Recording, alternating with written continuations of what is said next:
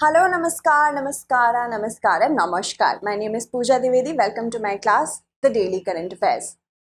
Those of you who are new to this channel, I would like to inform you how we work here. We formulate questions related to the current affairs that have been a part of the last 24 hours in such a manner that you will be able to understand how UPSC asks questions, meanwhile also enhancing your knowledge base and conceptual clarity, which is going to be utilized not only in the prelims examination but also in the mains examination, because of course data is important so that you can earn numbers, brownie points in your mains answer writing as well. Before I begin, I would like to inform you that whatever is being taught here will be provided through my Telegram channel, so just pay attention to whatever I am going to say here. Do not need to worry about making notes. Pooja Dwivedi UPSC is my Telegram channel. If you want to be connected to me for this examination, you can also talk to me on my Instagram. Moving on, these are the various events that we have to cover today. So let's begin. Last time I asked a question about the prelims. So many of you have answered it correctly. I will take your names by the end of this segment. And those of you who missed this opportunity can answer today's practice question. I will take up your names in the upcoming class. Consider the following pairs. Ports we had to match with the importance or characteristic of it. Dr. Shyama Prasad Mukherjee Port. It is India's oldest operating port. Here the key word here is operating. That means it is still in operation. If we talk about the oldest port in India, it is Lothal, and Lothal belonged to the Harappan civilization. So this is still in operation. Paradip port, its depth, the depth of it can be deepened up to any threshold. Second is going to say that this is from Odisha. And then we have Nhava Sheva or JNPT, Jawaharlal Nehru Port Trust. This is India's largest container handling port. So what do we have to see?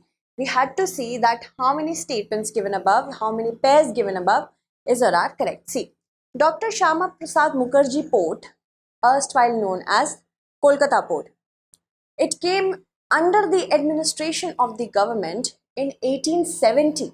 Then it was the colonial government. That is why it is the oldest operating port amongst all.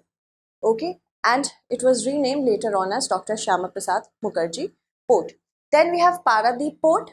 Paradip Port is situated at the confluence of river Mahanadi when it makes a delta into the Bay of Bengal. And because of the presence of soft undersoil, the depth is our choice. We can excavate the soil up to any depth. Okay, then we have the JNPT, which is India's largest container handling port. Okay, so all three pairs actually are correct. The correct answer will be all three. I have asked you this question because Paradip Port has recently achieved a major milestone by clocking a record handling of 50.16 MMT cargo. This is as on August 8. And here is the Paradip Port or the Paradip Garh as you see it. Moving on, and of course it is one of the major ports in India. Who is considered as the father of it? Late Biju Patnaik, the then Chief Minister. Foundation stone was actually laid on 3rd January 1962 at the confluence of the river Mahanadi. Here is the Mahanadi river, and when it was making a delta with the Bay of Bengal, at the Bay of Bengal, Paradip Port is situated over here.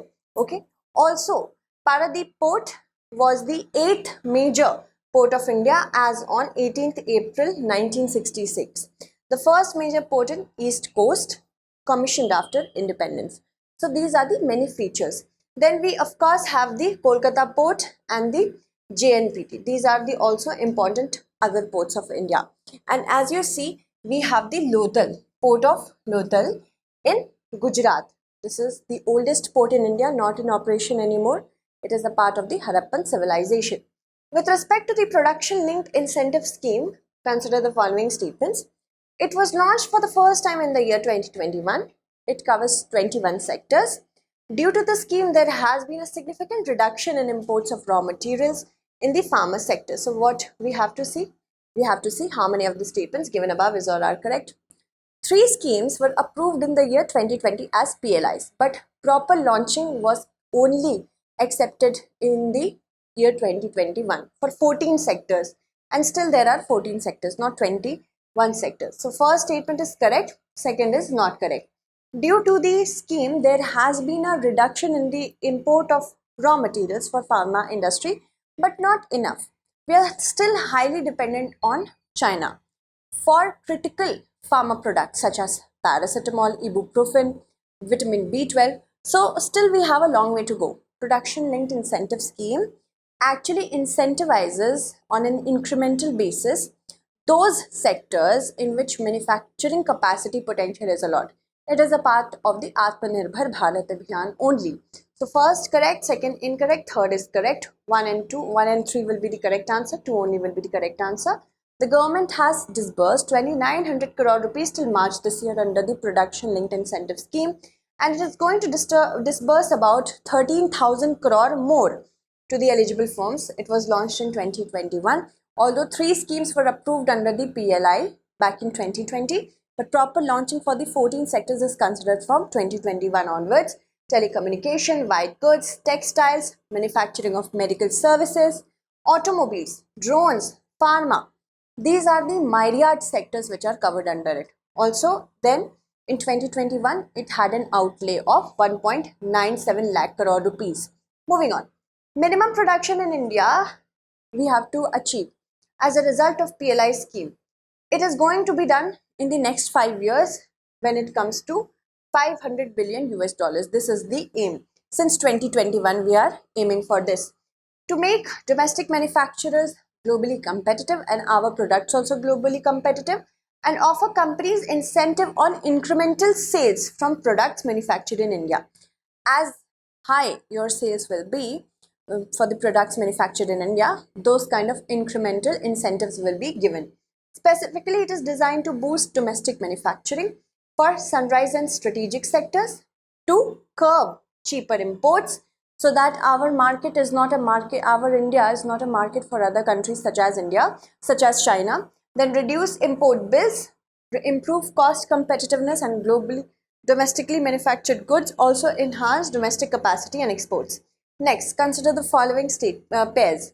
Dissolution, what does it mean? Ends the tenure of the current house. That means the time of the current house is done. Then prorogation. Prorogation means what? Prorogation means the end of a session. Okay, that is prorogation. Like we have the budget session, we have the winter session, the monsoon session. So when it ends, it is prorogation. Adjournment sine die. Adjournment sine die is dismissing a sitting of the parliament for an indefinite time. We do not know then that when the house will meet again. So what do we have to see? How many pairs given above is or are correct? Recently, the both houses of the parliament have been adjourned sine die. That means we do not know that when are our parliamentarians going to meet again. Okay, so option 3, that is pair 3, is definitely correct. When it comes to dissolution, which is a very unique feature of just the Lok Sabha, as it is an impermanent house, Rajya Sabha cannot be dissolved. It means from the first sitting of the Lok Sabha till 5 years. This is the tenure of the Lok Sabha. And when that ends and the next election has to take place, that is known as dissolution. So Lok Sabha, it is specifically for that. Under Article 83, Clause 2, okay, it mentions how this particular process has to take place. Then prorogation. Prorogation means that there is the end of one session of the parliament. It could be once the monsoon session ends, it will be prorogation of the house. So all 3 are actually correct. All 3 will be the correct answer. So both the houses of the parliament were adjourned sine die recently. Dissolution of the parliament is meaning a formal end of the term of the parliament, and dissolution ends in the tenure of the current house. A new house is formed after the general election. Lok Sabha is the only legislative body in India that can be dissolved. Of course, the state legislatures as well. Moving on. Prorogation means the end of a session. It implies the end of the sitting as well as the session, and not the dissolution of the house. It's very different. President can prorogue the house while in session also. Remember this. Moving on. Adjournment sine die means the sitting of the parliament has been adjourned for an indefinite time. It is done by the presiding officer of the house. That means it could be the Speaker in case of the Lok Sabha and Chairperson in the case of the Rajya Sabha without specifying a date for its reassembly. Moving on. The Atal Innovation Mission was launched by Ministry of Electronics and Information Technology, Niti Aayog, Ministry of Education, ISRO. The correct answer to this question is option B, Niti Aayog. Now, Atal Innovation Mission, Niti Aayog, in collaboration with the ISRO, is going to launch National Space Innovation Challenge for all school students across the country, in which the students of classes from 5th to 12th can participate in order to ensure that they are developing scientific temperament. Can you tell me in the comment segment which article of the Indian Constitution deals with scientific temperament, development of scientific temperament? Atal Innovation Mission was launched by Niti Aayog in order to ensure that ours as a country can develop scientific temperament. Also, it is India's flagship initiative to promote a culture of innovation and entrepreneurship, to develop new programs and policies for fostering innovation, to provide not only the platform but also help these platforms to collaborate, to create awareness and create an umbrella structure to have an ecosystem of scientific innovation. It is also having a part in itself, the Atal Tinkering Labs, Atal Incubation Center, Atal New Challenge India, Mentor India Campaign, Atal Community Innovation Center, and Atal Research and Innovation for Small Enterprise Arise. Okay, moving on. With respect to the Protection of Children from Sexual Offences Act 2012,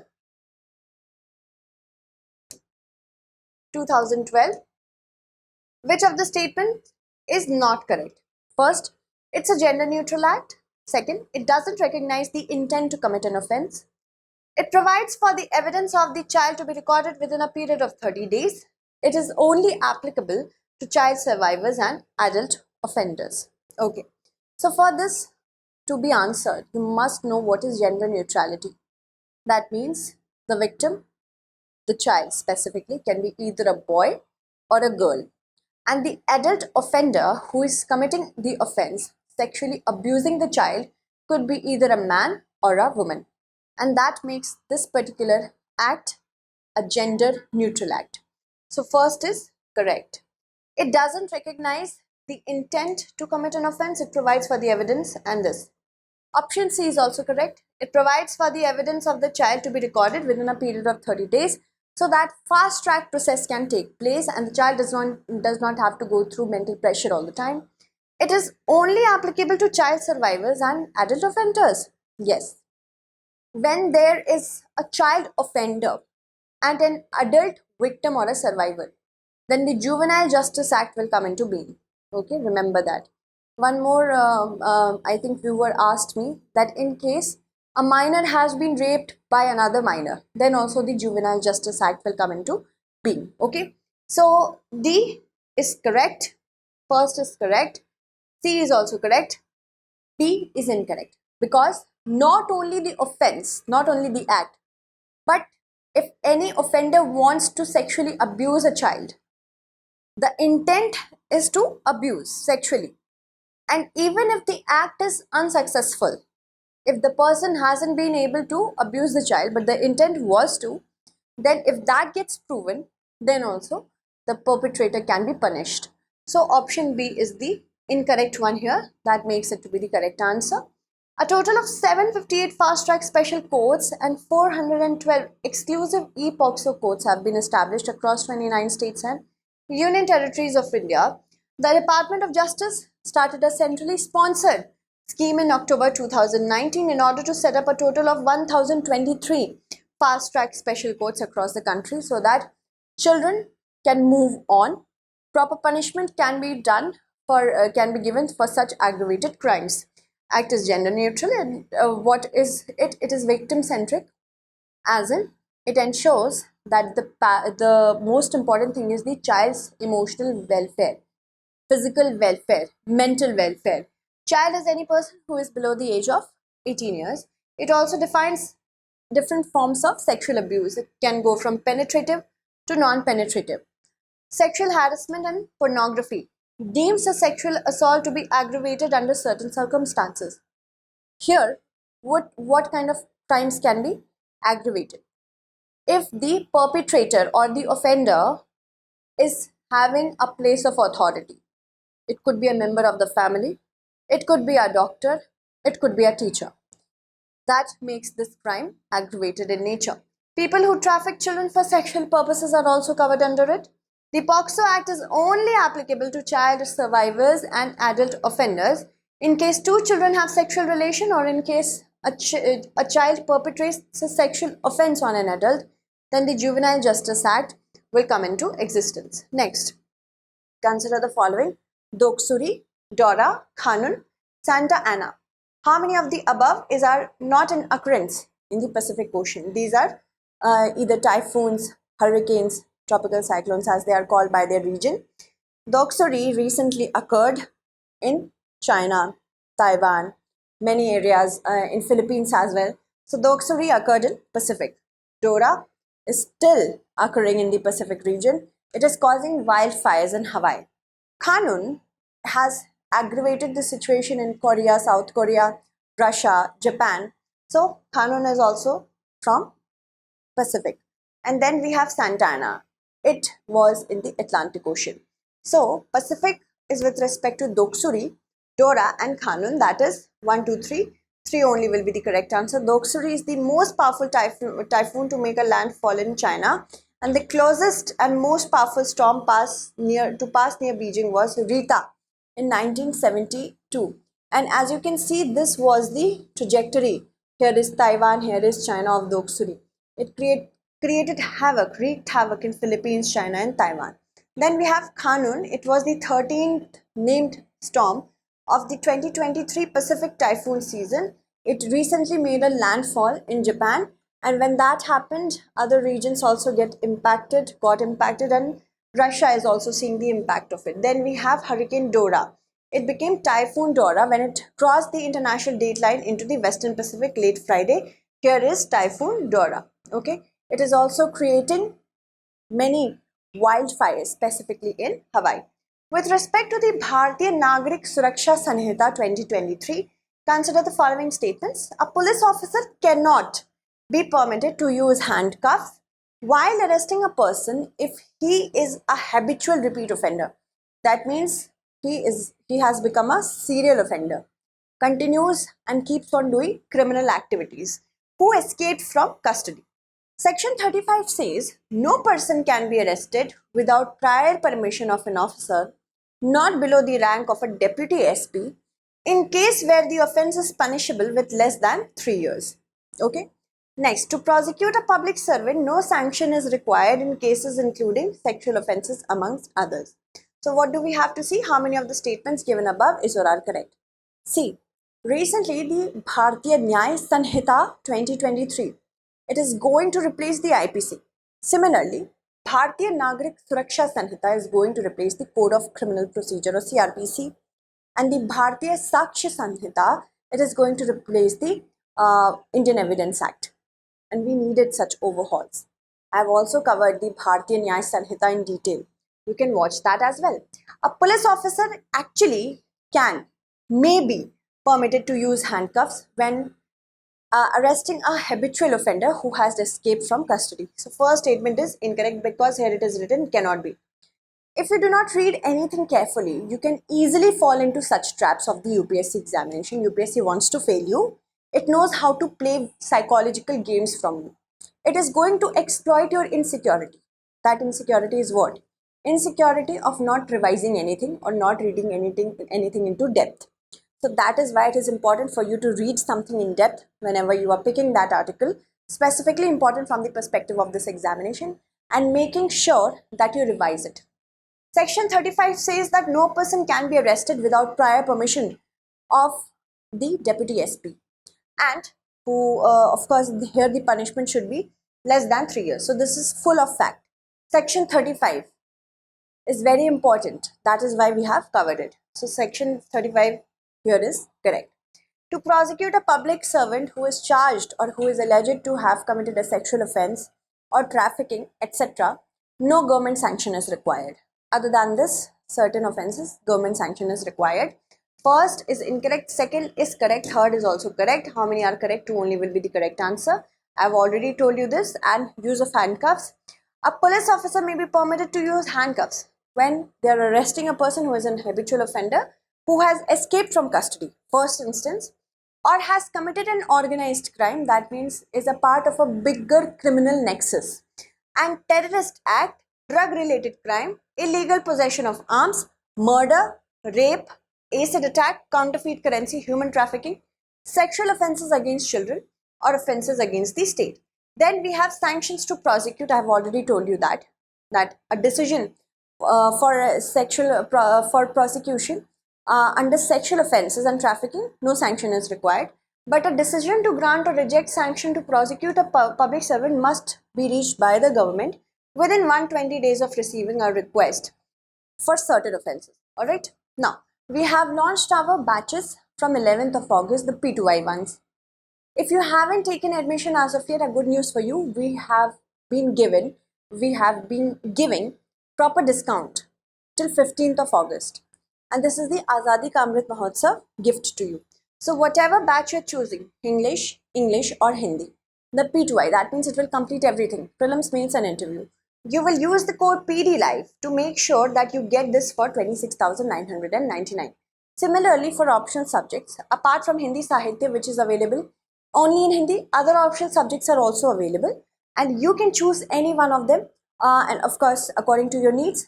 Both English and Hindi is there, and the price is 12,999 if you use the code PDLIVE. The last date for this discount is 15th of August. Make sure you do it. Okay, now which country is the largest source of human hair as raw material? India, Pakistan, Bangladesh, China. The correct answer is option A, India. India is the largest source of it in the world. It has exported $169.23 million worth of human hair during the last fiscal. Flex Council is actively working with the industry to make wigs, extension, all this is used. Okay, the global hair extension market has reached $7.5 billion in 2021. It's predicted to reach further on. Okay, and North America is one of the most important customers of the imports, whatever we do for human hair. Now, practice question: who among the following is the largest exporter of crude steel? Make sure that you know the difference between exporter and producer. Remember that. Let me take the names of those students who have answered my last question correctly so that you can answer this question as well. Okay. So yes, C will be the correct answer. Simran, Riya has answered it correctly. Tanmegs has answered it correctly. Thank you, Krishna. Thank you, speech expression. Then Tannu has answered it correctly. Namaskar. Namaskar as in to Gopesh. Then Shubham has answered it correctly. Prabhat has answered it correctly. Padmashri, Mallinath, Mandeep, Khushi, Shubhank, Abhishek, Mansi. Thank you. Conquer yourself. It's option C. Okay, let me take the names of others as well who have answered it correctly. It's the second batch of students. Yes, Rishabh has answered it correctly. Okay, thank you so much for answering the last question. Answer this question as well so that I can take your names in the upcoming class. Stay updated.